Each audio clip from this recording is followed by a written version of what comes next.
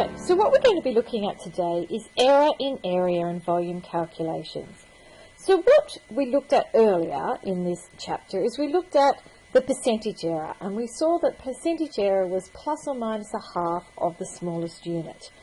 So what we know is that the degree of accuracy in measurement is restricted by the accuracy of the measuring device. So if you've got a metre ruler that only measures in metres, the smallest unit you could be in is plus or minus half a metre, because that's as accurate as you can be. We also saw at the beginning of this chapter that the maximum error in any measurement is half the smallest unit of measurement. The error is then compounded when we start doing things like finding surface area or volume. And that's what we're going to be looking at today. We're now going to be compounding our error by doing other calculations. So let's look at the very first example that I've given you. In the rectangular prism below, the length, breadth and height have been measured, correct to the nearest centimetre. Calculate the volume of the rectangular prism. Well, we can find the volume of the rectangular prism. That's easy. We know that the volume of any solid is the area of the cross-section times the height. You also know that any rectangular prism, it's just all of the sides measured. So 8 by 20 by 15 in this case. And when we work that out in our calculators, we get 2,400 centimetres cubed. Okay, so that's pretty simple. Now, part B is where it starts to get a little bit more complex. Part B says calculate the greatest possible error in volume. Greatest possible error in volume. Now, to do this, what we have to look at is we have to find what the smallest possible dimensions of this rectangular prism would be and find the largest possible dimensions.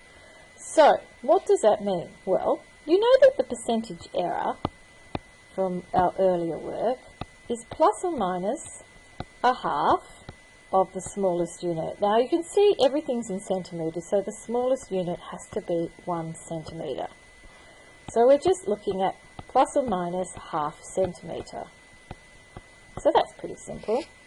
So now we need to look at and work out what are the smallest dimensions. The smallest dimensions that we can have. So if we look at the smallest dimensions, I've got 8 here. So 8 minus half a centimetre is going to give me 7.5 centimetres. And then if I take my 20 centimetre and I take off a half of a centimetre, I end up with 19.5 centimetres. And if I do the same for 15, it's also the case that I end up with 14.5 centimetres. Now from this I can work out what the smallest volume is going to be.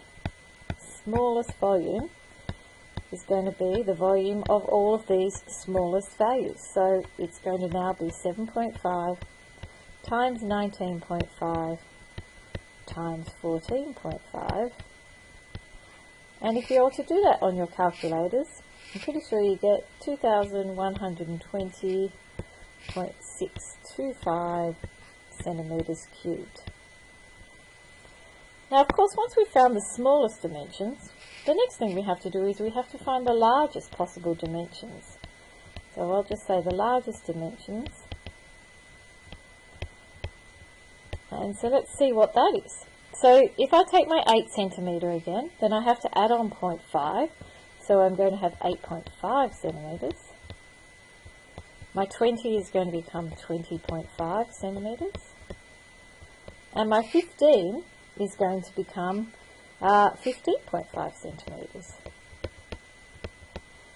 And so now if I'm going to calculate the largest volume, I'm just telling you what I'm doing here, largest volume, which is a good idea for all of you to tell your examiners that you know what you're doing, is 8.5 times 20.5 times 15.5.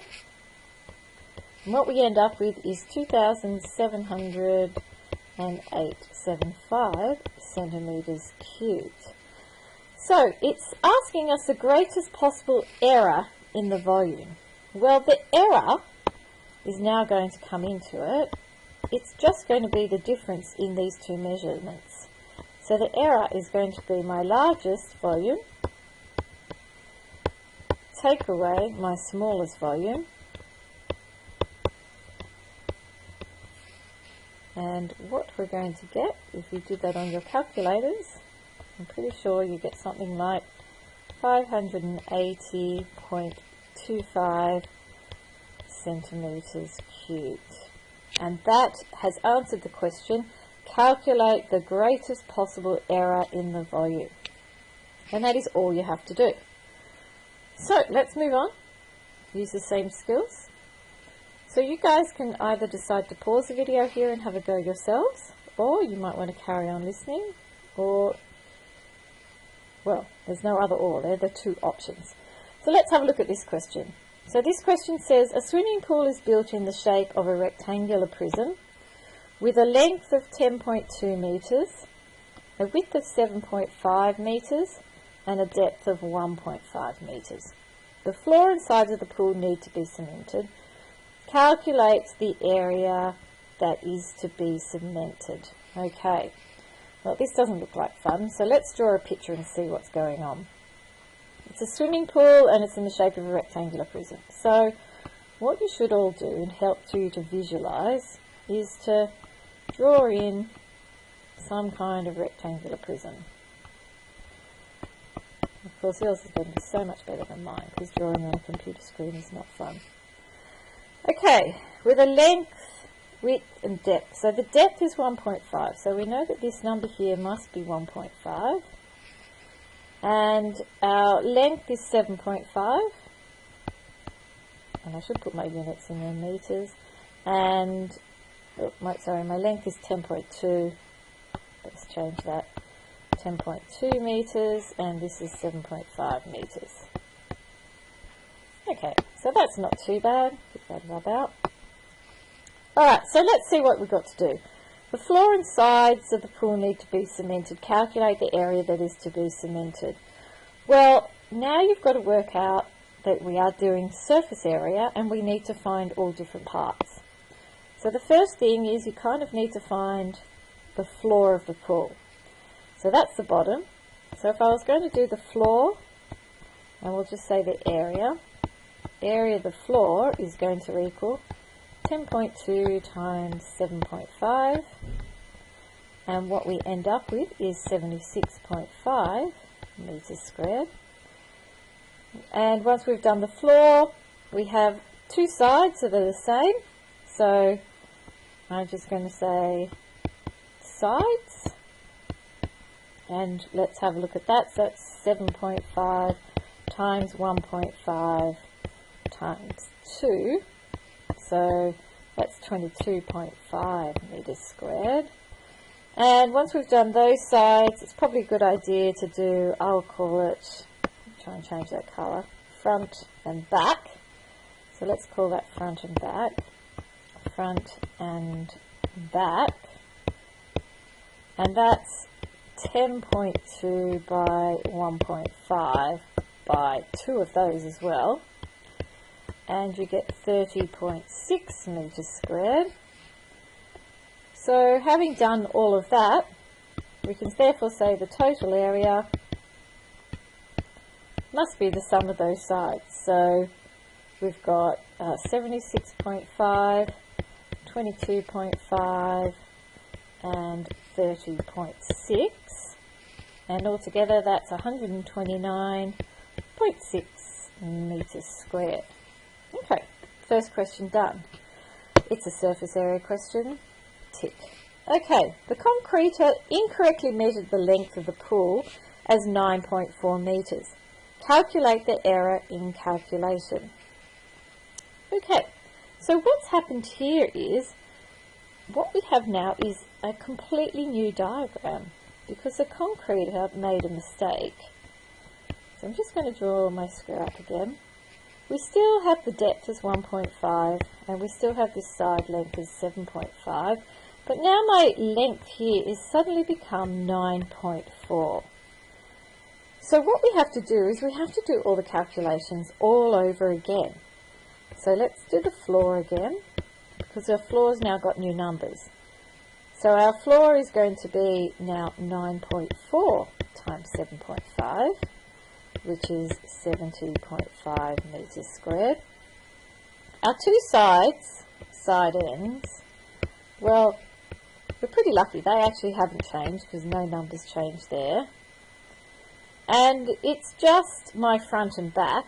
That's got to have changed. Front and back. And I'm not sure what we've got there. We've got 9.4 times 1.5 times 2. And I'm pretty sure that gives us something like 28.2. So then we've got the total area. We add it all up, we get 121.2 metres squared. So the error must be 129.6, because it's always the largest area I should say, minus the smallest area in this case, and we get 8.4 metres squared. And that's not the end of the questions, because our textbook likes to make it as difficult as possible for us. Let me get another colour up. Calculate the percentage error correct to one decimal place in the area calculation. Well, percentage error isn't very hard. Percentage error. Let's just write it down. What it's going to be the error, which in this case is 8.4 from question B, over what the total area was, what the original area should have been, which was 129.6. It's from here. And to change anything to a percentage, we all know to multiply by 100%, but we don't use the percent button on our calculators. We just put it in as fractions and times 100, and you get an answer of 6.5%.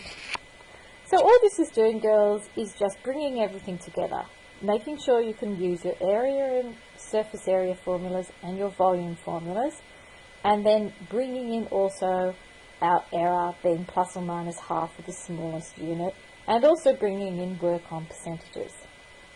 Okay, so have a go at the homework, and if you have any questions or problems, you'll know where to find me.